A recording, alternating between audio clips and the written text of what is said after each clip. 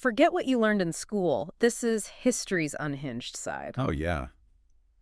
Welcome to Lifespan, the weekly podcast that bigs up the dirt on the most outrageous, Absolutely. chaotic, and downright WTF lives ever lived. The wildest. All told in a fun and Yeah. fascinating way. Mm-hmm. Share, rate, and follow the show for more wild stories. And today, Right. you won't believe the bizarre journey we're about to unpack. Oh, no. We're looking at the truly unbelievable story of Tsutomu Yamaguchi, Yamaguchi. Okay. a man who experienced not one, but two atomic bombings. Oh, wow. He's actually the only person officially recognized as a double survivor. That is really something, right from the start. Right. It's just how improbable. Unbelievable. This is, we're talking about the most destructive force ever unleashed by humanity. Yeah. And this one individual was Yeah. caught in the middle of it twice Twice. within 3 days. It's crazy. It really makes you think about the very limits of what we even consider possible. Like, what are the odds? It's just, I can't even fathom. Right. To give you some context, it's 1945. World War II is drawing to its devastating close, and the United States makes that fateful decision to use atomic weapons on Japan. The sheer scale of destruction in Hiroshima and Nagasaki was unprecedented. Instant devastation that lingered for decades. Yeah. And right in the middle of this unimaginable horror is Tsutomu Yamaguchi. Yeah, if we sort of zoom out and consider the broader situation at the time, Japan's ability to wage war was really heavily dependent on its logistical capabilities, particularly the transportation of oil. Okay. And Yamaguchi was, he was a marine engineer based in Nagasaki, working for Mitsubishi Heavy Industries. Right. He was on a critical 3-month business trip to Hiroshima, and his work was focused on designing those very oil tankers that were so crucial for Japan's war effort. Interesting. August 6, 1945 was supposed to be his final day there. Wow. What he couldn't have known. Right, so August 6th arrives around 8:15 in the morning. Yamaguchi is on his way to the Mitsubishi shipyard. Yeah. Suddenly, a B-29 bomber, Oh, boy. the Enola Gay, appears, Enola Gay. and then comes the atomic bomb, codenamed Little Boy. The sources indicate that Yamaguchi was approximately 3 kilometers from the point where that uranium-based bomb detonated. Wow. He even recalled seeing the plane and 2 small parachutes drifting down before the unthinkable happened. Oh, my God. It gives you a chilling perspective. Yeah. Like seeing the very thing that's about to change your life forever, descending from the sky. Can you even process that, seeing this device floating down, unaware of the immense power it holds? It's hard to even wrap your head around. Right. But thankfully, almost automatically, Yamaguchi's naval air raid training kicked in.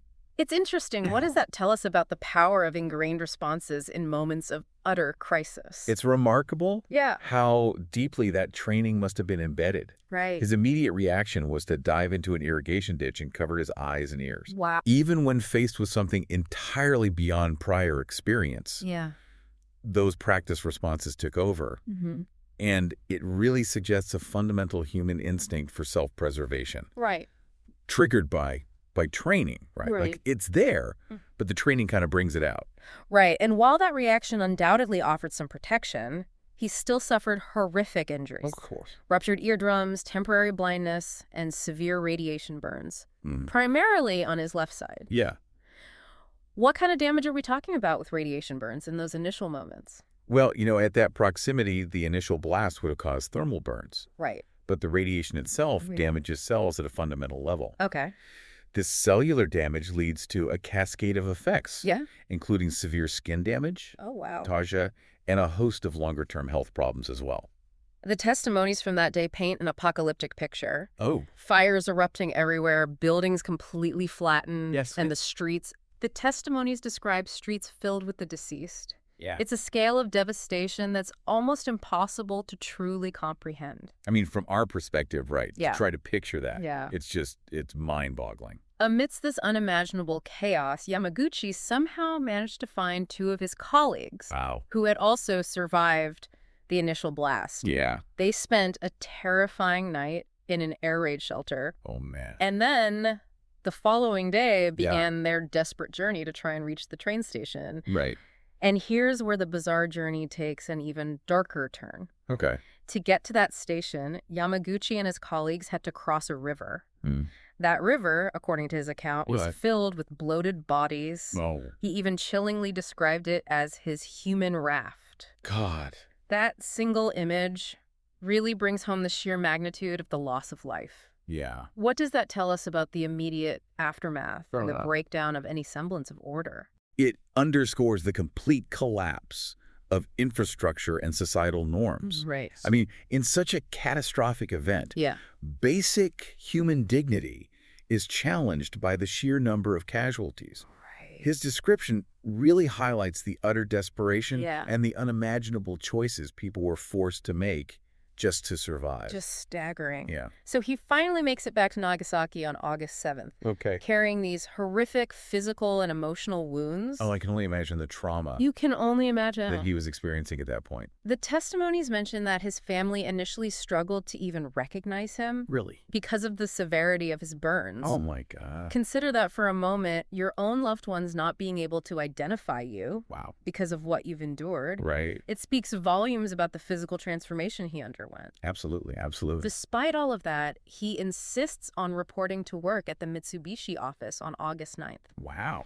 He feels this incredible need to explain what he witnessed in Hiroshima. Yeah. What do you think drove that need to report back so quickly despite his condition? I think it probably speaks to a sense of duty Okay. and a desire to make sense of the incomprehensible. Right. He had witnessed something Yeah. that defied all logic and understanding. Yeah. And perhaps reporting it was his way of trying to process it and warn others. Right. And this is where the bizarre journey takes another truly unbelievable turn. Okay.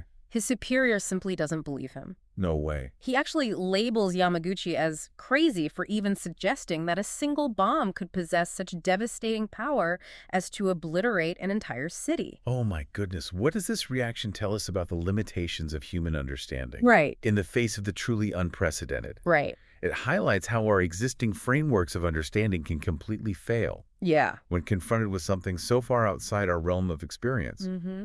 His superior's disbelief reflects a reliance on past understanding Right. that was simply inadequate for the reality of atomic weapons. And then, as he's in the midst of trying to explain this unbelievable reality, it happens again. No. Around 11:01 a.m., the boxcar drops the plutonium-based bomb Fat Man on Nagasaki. The sheer statistical improbability of this second bombing Right. is, as we said, staggering. It's unbelievable. Again, Yamaguchi is approximately 3 kilometers from the hypocenter Yeah. of another atomic blast. My God. It's an event so unlikely, Yeah. it almost defies mathematical possibility. But incredibly, almost miraculously, he doesn't sustain any new injuries in the second bombing. Wow. Although his already ruined bandages certainly didn't improve. Right. He instinctively takes cover again. Yeah. That ingrained training kicking in once more, just as it had in Hiroshima. Just incredible. It's like, Right. your body just knows what to do. Yeah. The immediate aftermath for him was still severe. Oh, A yeah. high fever and continuous vomiting for about a week. Yeah. Almost certainly a result of further radiation exposure. Yeah. It's a stark reminder that even without new physical wounds from the blast itself, Mm-hmm. the invisible damage from radiation was cumulative and dangerous. And thankfully, his wife and son in Nagasaki survived with only superficial injuries. Although, tragically, his wife was exposed to the radioactive black rain, Yeah. which we know had devastating long-term consequences for her health. So let's unpack this double survival. Right. Surviving even one atomic bombing puts you in an extremely small fraction of the population. Very, very. To survive two within the span of 3 days. Right. It pushes the boundaries of what we consider statistically plausible. The testimonies point to a confluence of potential contributing factors. Sheer unbelievable luck has to be a major component. Yeah. Being in the right place, or perhaps more accurately, the slightly less wrong place at the crucial moment in both cities. Absolutely. And in Hiroshima, his immediate reaction, that ingrained air raid training to dive and cover, likely played a crucial role in mitigating the initial blast effects. Right. Those few seconds of instinctive action could have made all the difference. And then in Nagasaki, the hilly terrain of the city itself And the fact that he was inside a reinforced concrete stairwell of the Mitsubishi office building seemed to have offered a degree of protection. Yeah. The lack of new physical injuries there strongly suggests the building absorbed a significant portion of the blast force. It's remarkable to think about all these factors coming together. It's crazy. And, it's also understandable why some people might consider the possibility of divine intervention or destiny. Right. Yamaguchi himself, later in his life, expressed a belief that he had survived for a specific reason. To bear witness to these horrific events. Wow. And what an immense responsibility that must have felt. Oh, absolutely. The immediate aftermath of these bombings. Yeah. The testimonies struggle to fully convey the sheer scale of it. It's, widespread devastation. Essential infrastructure, completely gone. Right. And countless bodies. Beyond the physical destruction, the social stigma faced by the hibakusha, the atomic bomb survivors, was profound. Absolutely. And deeply unfair. They were. Fear of radiation exposure and the unfounded belief in potential genetic defects led to severe discrimination. Yeah, it's heartbreaking. In employment, marriage, and social interactions. They were often ostracized. Through no fault of their own. We heard how even Yamaguchi's supervisor initially refused to believe the extent of the Hiroshima bombing. Oh, yeah. That disbelief must have been widespread, I'm sure. Compounded by the American government's press code at the time, which restricted the flow of information about the true horror and long-term effects of the bombings. The long-term shadow of radiation is a critical aspect of Yamaguchi's story. Right. And the stories of all survivors. Yeah. He himself suffered from a range of debilitating health issues that were almost certainly a direct result of his radiation exposure. Right. Hearing loss, temporary baldness, cataracts. And tragically, he developed acute leukemia. Oh, no. And ultimately succumbed to stomach cancer at the age of 93. And the devastating impact rippled outwards to his family. Yes. His wife, Hisako, who also survived the Nagasaki bombing and was exposed to the black rain, died from kidney and liver cancer at 88, likely a consequence of that exposure. Right. Their son, Katsutoshi, died of cancer at just 59. Oh, my God. It's a multi-generational tragedy. It really is. The testimonies even mention that their daughters, Toshiko and Naoko, reportedly experienced various health problems that were attributed to their parents' radiation exposure. It's just... Toshiko was described as being sickly with a chronically low white blood cell count. And Naoko faced unspecified but related health issues. Right. It powerfully illustrates the insidious and far-reaching consequences of nuclear weapons that extend beyond the immediate blast. Absolutely. Let's revisit some of those particularly striking and almost surreal aspects of his experience. Okay. That harrowing journey from Hiroshima back to Nagasaki, having to cross a river he so vividly described as a human raft of carbonized bodies. It's just, that's an image that's incredibly difficult to forget. What does that level of sensory detail in his recollection tell us about the lasting psychological impact? It suggests a profound and likely traumatic encoding of those moments in his memory. Yeah. Such vivid and disturbing imagery likely haunted him for the rest of his life, constantly reminding him of the scale of the catastrophe. And the sheer disbelief he encountered when trying to explain the devastation of Hiroshima, even his own supervisor dismissing it and calling him crazy, it really underscores just how unprecedented and unimaginable the atomic bombings were. People simply lacked the framework to comprehend the reality. Yeah, and then Yamaguchi's almost surreal reaction to witnessing the second mushroom cloud over Nagasaki. His initial thought being that this first horrific cloud like it followed him. Had somehow followed him. Yeah. It speaks volumes about the utter disorientation and psychological trauma he must have been grappling with in those moments. It's just mind-boggling to consider. While the sources don't offer specific alternative theories for his survival, the extraordinary confluence of factors, the sheer luck of his location in both cities, his immediate reaction in Hiroshima, the terrain and the building in Nagasaki all aligned in this incredibly improbable way.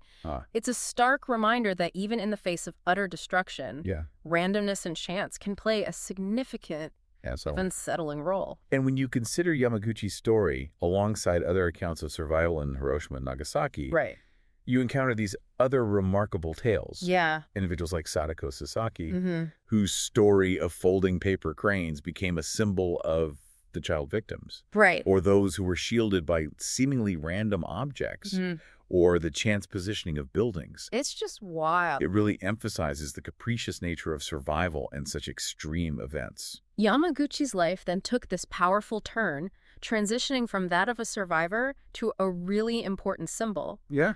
He meticulously documented his experiences in his memoir, Ikasar Teru Inoki, which translates to a life well lived, through his deeply moving collection of poetry, often referred to as the Human Raft, Right. which was later translated into English as And the River Flowed as a Raft of Corpses. Powerful. These works provided a crucial first-hand account of the unimaginable horrors he witnessed. Absolutely. And his incredible story was also brought to a wider audience through documentaries like Twice Survived, The Doubly Atomic Bombed of Hiroshima and Nagasaki, and Twice Bombed, The Legacy of Yamaguchi Tsutomu, further amplifying his testimony. It's important. It's worth noting the controversy surrounding the portrayal of his story on the British comedy show QI some years ago. Right, right.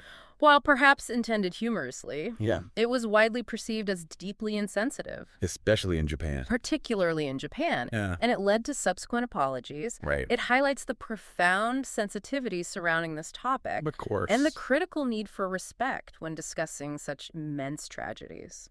Looking beyond those catastrophic events, Yamaguchi's life had its own distinct trajectory. Born in Nagasaki in 1916. Yeah. He pursued a career in engineering. Right. Even harboring some reservations about Japan's role in the Second World War. Wow. Post-war, he actually worked as a translator for the Allied forces. Interesting. And even spent a brief period as a schoolmaster before returning to his engineering work at Mitsubishi Heavy Industries. His connection to the bombings was deeply personal in another way. Yeah. His wife, Hisako, was also a survivor of the Nagasaki bombing. The ongoing health issues that his entire family faced, Of course. served as a constant and painful reminder of the enduring impact of those horrific days. It wasn't until 2009, relatively late in his life, Wow. that he finally received official recognition from the Japanese government as a survivor of both bombings. Okay. He actively sought this recognition as a way to amplify his voice in advocating for nuclear disarmament. In his later years, he became a truly powerful and dedicated voice for peace. Absolutely. Even speaking at the United Nations. Wow. And writing directly to President Obama. Amazing. Urging for the complete abolition of nuclear weapons. It's just incredible. His life's journey took him from surviving unimaginable destruction to actively working to prevent such horrors from ever being repeated. And sadly, Tsutomu Yamaguchi passed away from stomach cancer at the age of 93 in January 2010, leaving behind this truly extraordinary and deeply important legacy. The bedrock of Yamaguchi is incredible. An almost unbelievable story lies in his own direct testimonies, preserved in his memoir and his powerful poetry. These are invaluable primary sources that offer us a direct window into his experiences. And of course, we have the crucial role of academic research in those documentaries in providing broader historical context and analyzing the long-term consequences of the bombings, helping us understand the bigger picture. Absolutely. For anyone listening who wants to delve deeper into this, the digitized archives of the Hiroshima Peace Memorial Museum and the Nagasaki Atomic Bomb Museum are incredibly valuable resources. Oh, for sure. You can find firsthand survivor testimonies, photographs, and official documents there. Yeah, and websites like the Atomic Heritage Foundation and the National WWII Museum also offer detailed historical accounts and analyses. Right, and even online communities and forums can sometimes offer different perspectives and facilitate further discussion. Absolutely. So, I mean, when you really stop and think about it, the bizarre journey of Tsutomu Yamaguchi, surviving not just one, but two atomic bombings, is this almost unbelievable anomaly in the vast sweep of human history. It's just crazy. It stands as a stark convergence of sheer improbable luck, unimaginable circumstance, and undeniable human resilience in the face of absolute devastation. And beyond that staggering statistical improbability, his life serves as this profoundly important and frankly terrifying reminder Absolutely. of the almost unimaginable destructive power of nuclear weapons and the enduring, long-lasting human cost of armed conflict. His later life advocacy for nuclear disarmament wasn't just some abstract political stance for him. It was a deeply personal and direct consequence of the unimaginable horrors he lived through, not once, but twice. Right. It was a profound commitment to trying to prevent such suffering from ever happening again. This really makes you think, what is the true weight of witnessing such utter destruction? Not just reading about it in a history book, but experiencing it firsthand. And then having to live with that knowledge. Absolutely. How might that shape your entire understanding of life, death, and the future of humanity? And what responsibility do we all share to truly learn from such extreme and harrowing testimonies to ensure that such events are never repeated? Absolutely. I think that's something we all have to think about. It's a heavy, heavy question. A very heavy question. But an important one. Very important. For sure. Thanks for listening. Thank you. And we'll see you next week on Lifespan. Catch you later. For another bizarre journey Absolutely. through history's unhinged side. Looking forward to it.